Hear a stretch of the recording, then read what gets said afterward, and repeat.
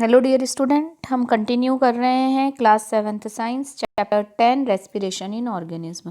Previous video में हम respiration mechanism के बारे में देख रहे थे कि किस तरह से रेस्पिरेशन होता है, और उसके पहले जो हमारे वीडियोस थे वो रेस्पिरेशन पे, टाइप्स ऑफ रेस्पिरेशन पे काफ़ी कुछ हमने जो है वो देखा। अगर आपने हमारे प्रीवियस वीडियोज़ नहीं देखे हैं तो आप हमारे चैनल ब्रजेश बागड़ी पे जाके ये वीडियोज़ देख सकते हैं। आपको हमारे वीडियोज़ पसंद आ रहे हैं तो हमारे चैनल को लाइक, सब्सक्राइब एवं वीडियो को शेयर करें। साथ ही साथ बेल आइकॉन प्रेस करें ताकि आपको लेटेस्ट वीडियो की अपडेट मिलती रहे।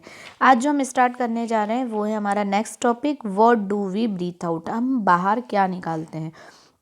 वी नो वेरी वेल, हम ऑक्सीजन अंदर लेते हैं और कार्बन डाइऑक्साइड बाहर निकालते हैं, बट इसको एक एक्टिविटी के थ्रू देखेंगे। Take a cylinder, clean test tube और a glass plastic bottle.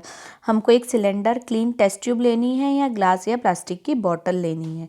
Make a hole in its lid and fix it on a bottle. अब एक इस होल करके एक लीड को इसमें फिक्स कर देना है। ठीक है। पोर सम फ्रेशली प्रिपेयर्ड लाइम वाटर। आपको फ्रेशली प्रिपेयर्ड मतलब चूने का पानी बनाना है। ये आप कर सकते हो घर पे, ये वाली एक्टिविटी है ना। फ्रेशली प्रिपेयर्ड चूने का जो पानी होता है वो बनाना है, मतलब कि जिसमें कि मतलब चूना, आप सूखा चूना है उसको पानी में घोल लेना है, और ऊपर का एकदम वाइट वाला नहीं, थोड़ा सा ऐसे लेके और छान के रख लेना है। Insert a plastic straw through the hole in the lid in such a way that in dips in a lime water. और आपको इस तरह से प्लास्टिक स्ट्रॉ ऐसे करनी है कि वो जो स्ट्रॉ है वो लाइम वाटर में डूब जाए। Now blow gently through the straw a few times. अब आपको धीरे से उसमें फूंक मारना है ना। ये देखिए, इस तरह से स्ट्रॉ के थ्रू आपको फूंक मारनी है पानी में, है ना, स्ट्रॉ के थ्रू धीरे से। ठीक है। Is there a change in the appearance of lime water. क्या आपको लाइम वाटर के कलर में कोई चेंजेस दिखाई दे रहे हैं? आप जब उसमें फूंक मारते हैं तो आपको कुछ चेंजेस दिखाई दे रहे हैं। Can you explain this change on the basis of what you learned in chapter 6। किस बेसिस पे कर सकते हैं? तो ये जो है केमिकल चेंजेस हैं, हम जब उसमें फूंक मारते हैं तो जो कार्बन डाइऑक्साइड है वो लाइम वाटर से रिएक्शन करके उसको मिल्की कर देती है, हमें दूधिया रंग का, है ना, दूध के कलर का पानी जो है वो दिखाई देगा। You are aware that air we inhale और exhale is a mixture of gases.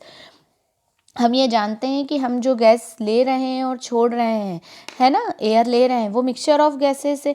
अब हम बाहर क्या निकालते हैं? तो do we exhale only carbon dioxide और a mixture of gases along with it. You must have also observe that if you exhale on a mirror a film of moisture appears on its surface from where do these droplets come। आपने जब कभी mirror पे, अभी ठंड के दिनों में खास ली होगा, मिरर या ग्लास पे जब आप ऐसे फूंक मारते हैं तो आपको मतलब कि वाटर ड्रॉपलेट्स दिखाई देती हैं। तो वो कहाँ से आता है? तो ऑब्वियस बात है कि हम जो बाहर निकालते हैं, एक्सेल करते हैं, उसमें कार्बन डाइऑक्साइड के साथ साथ वाटर वेपर्स भी होती है।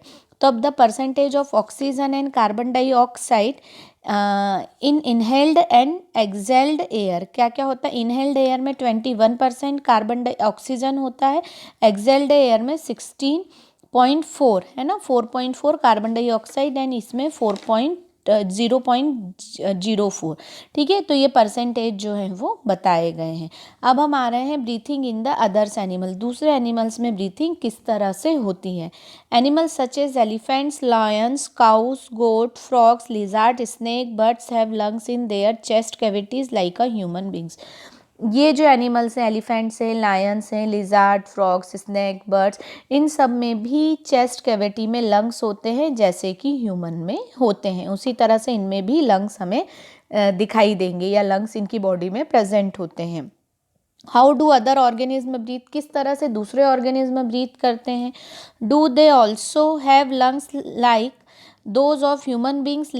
Late us find out. क्या इनमें भी ह्यूमन की तरह लंग्स होते हैं? हम देखते हैं कॉकरोच। अब कॉकरोच में देखिए, cockroach has a small opening on the side of its body. Cockroach की बॉडी पे स्मॉल ओपनिंग होती है उसके साइड में, है ना। Other insect also have similar opening. दूसरे जो इंसेक्ट कीड़े रहते हैं उनमें भी ऐसी छोटी छोटी ओपनिंग्स होती है। ये जो ओपनिंग है ये क्या कहलाती है? स्पाइरेकल्स। हम इन ओपनिंग्स को स्पाइरेकल्स कहते हैं। Insects have a network of air tubes called a trachea. ये देखिए, इंसेक्ट मतलब इन तरह के कीड़ों में जिस तरह से पूरा नेटवर्क फैला हुआ है एयर ट्यूब्स का, जिन्हें क्या कहा जाता है? ट्रेकिया। और ये ट्रेकिया किस में हेल्प करता है? गैसियस एक्सचेंज में। Oxygen air rich air rush through the spiracles into the trachea tubes. Oxygen के साथ जो एयर आती है, जिनमें ऑक्सीजन ज़्यादा होती है, वो इस स्पाइरेकल से ट्रेकियल ट्यूब में आ जाते हैं और डिफ्यूज़न की मेथड के थ्रू इनकी पूरी बॉडी में फैल जाते हैं, है ना। डिफ्यूज़न मतलब movement of large concentration to smaller. जैसे पानी की एक बड़ी बकेट है, उसमें पाइप डालोगे तो पानी उस ओर जाएगा जिस ओर पानी नहीं है ना। तो ये जो कहलाता है ये डिफ्यूज़न, तो इस एवरी सेल तक पहुंच जाते हैं। सिमिलरली कार्बन डाइऑक्साइड जो है वो इन ट्रैकियल ट्यूब्स से स्पाइरेकल के थ्रू बाहर निकल जाती है। These air tubes or trachea are found only in insect and not in any other group of animals। ये जो ट्रैकियल ट्यूब्स है ना, ये ट्रैकियल ट्यूब्स जो या एयर ट्यूब्स है, ये सिर्फ किस में देखने को मिलते हैं? इंसेक्ट में ही प्रेजेंट होते हैं। दूसरे किसी भी तरह के एनिमल्स में ये प्रेजेंट नहीं होते हैं। किस में मिलेंगे हमको? सिर्फ ये इंसेक्ट में मिलेंगे और किसी भी तरह के एनिमल्स में ये प्रेजेंट नहीं है। ठीक है ना। तो आज हमने ये इतना देखा है इन एनिमल्स के बारे में। नेक्स्ट वीडियो में हम अर्थवॉर्म को कवर करेंगे। अर्थवॉर्म में किस तरह से रेस्पिरेशन होता है हम वो देखेंगे। आप एक बार बुक जरूर रीड करिएगा। आपको कोई भी डाउट, कोई भी प्रॉब्लम होने पर आप मुझसे कांटेक्ट कर सकते हैं, मैसेज कर सकते हैं। Keep study, keep watching. Thank you so much.